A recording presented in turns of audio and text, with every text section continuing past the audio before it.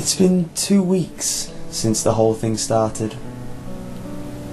It all started with a tanker accident. It was all over the news.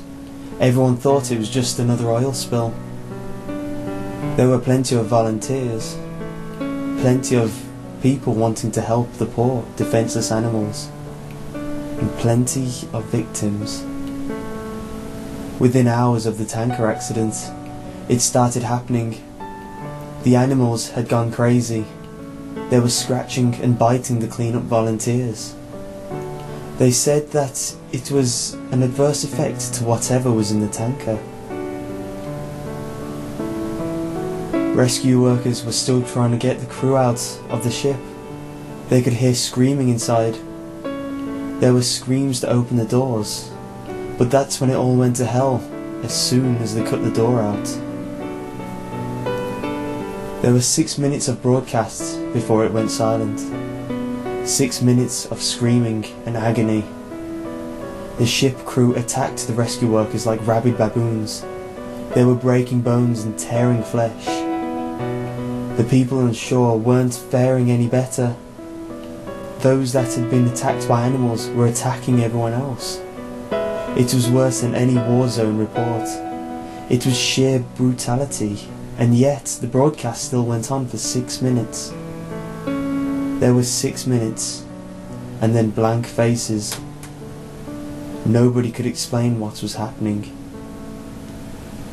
They tried to continue with the regular news, the economy, the weather, and the cute human interest story. But they couldn't make us unsee what we saw. I tried to continue with my regular existence, but every time I switched on the news or walked past a newsstand, it was there, this big mystery. They had some explanations. It was an infection, or maybe brain parasites, but it didn't matter. It wasn't the infection we were afraid of.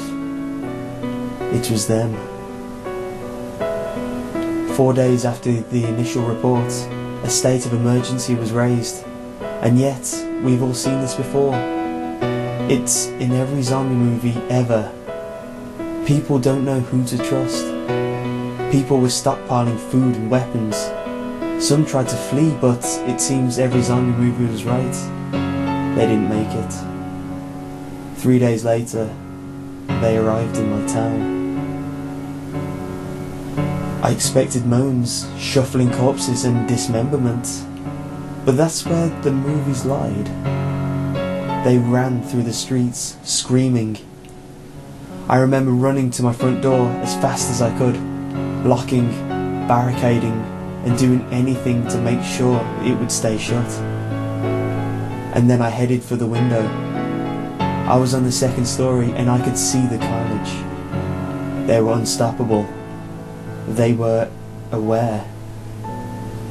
A group of them made their way through the building across the street. They jumped straight through the plate glass windows. Even the shards slicing through them made no difference. They just kept coming. My barricade wasn't going to hold. I rushed around my flat, grabbing supplies and jamming them into the most secure room of the flat.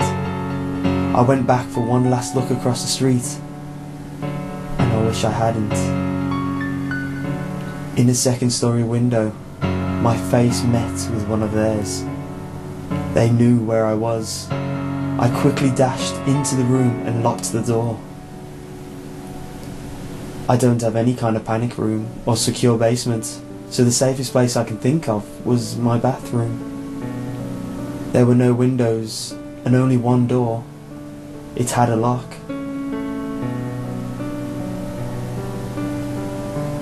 I filled my sink and bathtub full of water so I could stay for a while.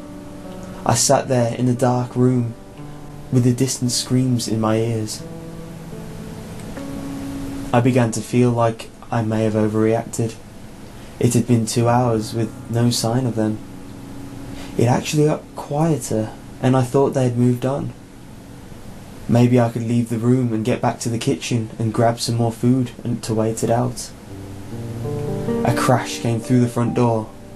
There was the sound of someone running full force into the door and knocking down the barrier behind it.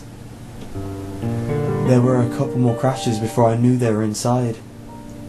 There were rapid footsteps moving around the flat, a couple of screams, and then a bang on the wall beside me. My eyes were open to the widest. Even in the pitch black darkness of the room, there was another bang, and then another. They knew I was there, and they knew I was scared. This was the zombie nightmare I had been expecting from the start. I had nowhere to run. There was only so much time before they would break in. I sat with my back to the door, hoping my extra weight would make it harder for them to get in. Then it got worse. "Why don't you open the door?" There was a voice on the opposite side of the door. There were no screams or moans, just a quiet, whispery voice. And then more of them. "We've come for you. You'll be happier if you open the door. It's not so bad." The whispery voices became a cacophony of noise trying to persuade me, to break me, to fool me. I had heard that the moaning of zombies would drive people insane, but this was worse. A siren call. I sat in the darkness and hoped and prayed that they'd get bored. But they don't get bored, and they don't leave. I managed to use the mirror to peek under the door, only to be greeted by horrible, unblinking eyes, blood-smeared faces, screams, and more horrible whispers. That was 2 days ago. I don't know what to do anymore. Maybe it won't be so bad.